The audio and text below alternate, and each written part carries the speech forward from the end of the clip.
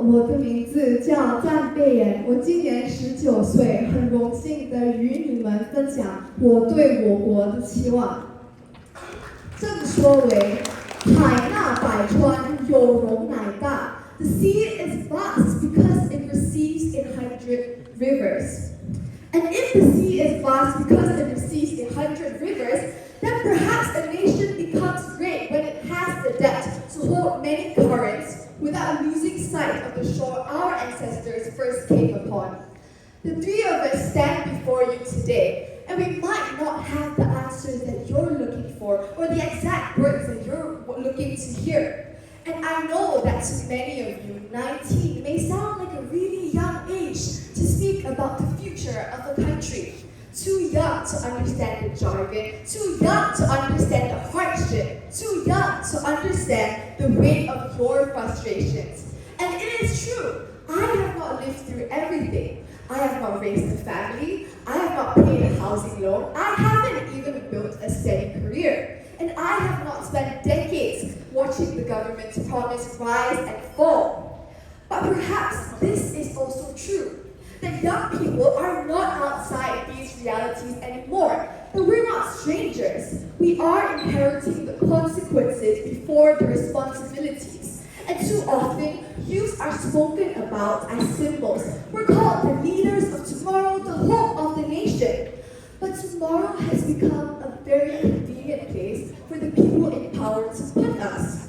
And I know what it feels like to grow up as a young woman in Malaysia, where my ambitions were always questioned, and my leadership has to be earned twice or thrice as hard. We call our women resilient, our mothers selfless, and our daughters responsible. But don't you see the pattern? That youth have become an easy language for hope, and women have become an easy language for compassion. The symbol of progress without the substance of real structure and real change.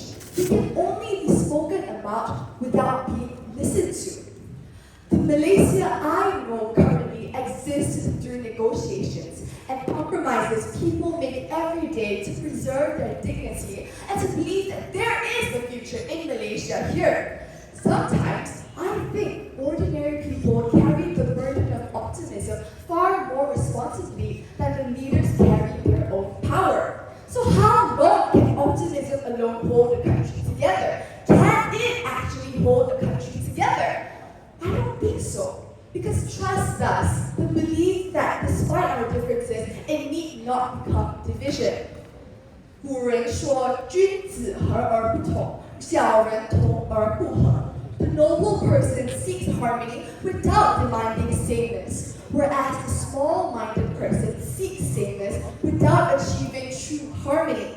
So where is the Malaysia that is enough for us to hold different conversations and many questions within one shared roof you and I call Tanah Air Kita, Keluarga Kita? A country that fears questions will eventually fear its young people. If Malaysia cannot tolerate the challenges to her system, then how will we imagine a better future, that a change is going to come? During Taiwan's Sunflower Movement in 2014, it is a democratic insistence towards the future, not denied to the youth. So when young people feel unheard and disheartened, they begin to imagine the future elsewhere, not in Malaysia. So I ask those in power, are you deserving of the support of our youth? Can our hopes be extracted from a generation asked to settle for too little and for far too long? But despite all that, I don't believe that cynicism will be the inheritance of my generation.